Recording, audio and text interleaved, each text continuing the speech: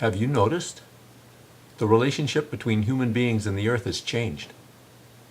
Throughout history, and long before, the earth offered practically limitless frontiers into which we could grow. That's not so anymore. Today, human activity is touching planetary limits with ever more obvious and serious consequences.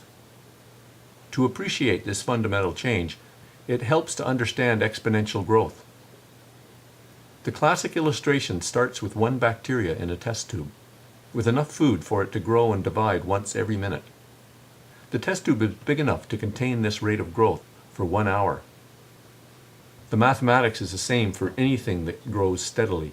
1 becomes 2, 2 becomes 4, 4 becomes 8, 8, 16, and so on, to infinity in mathematics. But for the bacteria, only until the test tube is full. At what point before the test tube is full at 60 minutes is it half full? It isn't half the time, or even 3/4. The tube is half full just 1 minute before it's totally full. 3 minutes before overflow, there's 7 times more space available than the bacteria filled in the first 57 minutes. If they had more space, 2 more minutes after filling the 1 test tube, the bacteria could fill 3 more tubes the same size. What does this have to do with humans obeying the political philosophy of economic growth? For centuries, our economic system has been doubling every 25 years, about once a generation. Human consumption of natural resources and production of waste are already stretching planetary limits. To continue with business as usual, within the lifetime of today's children, economic activity would have to grow to more than 4 times its present size.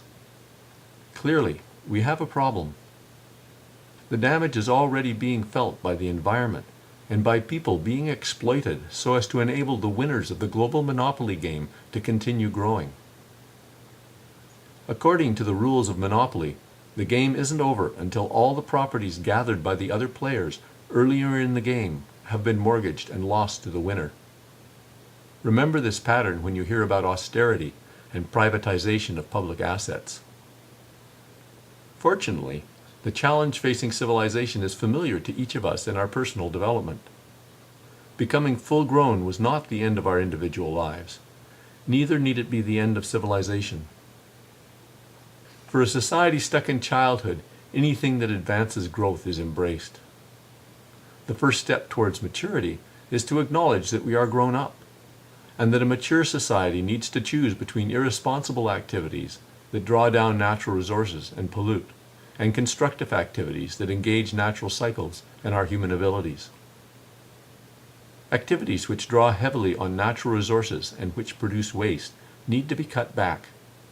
Dependency on transporting necessities over great distances, for example, and the production of goods designed to be thrown away after a single use.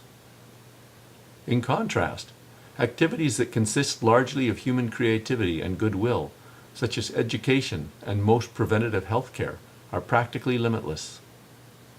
Also mature are activities which maintain cyclic flows of natural resources using renewable energy. Key among these are ecologically grown food and durable shelter designed to capture sunshine. We could have a comfortably housed, well-fed, educated, healthy population on less than 20% of the current consumption of natural resources and production of waste. End planned obsolescence, and we'd practically be there. Replace accumulation and consumption with learning, love, and laughter, friendship, art, sport, service, and the like, and we could complete the transformation.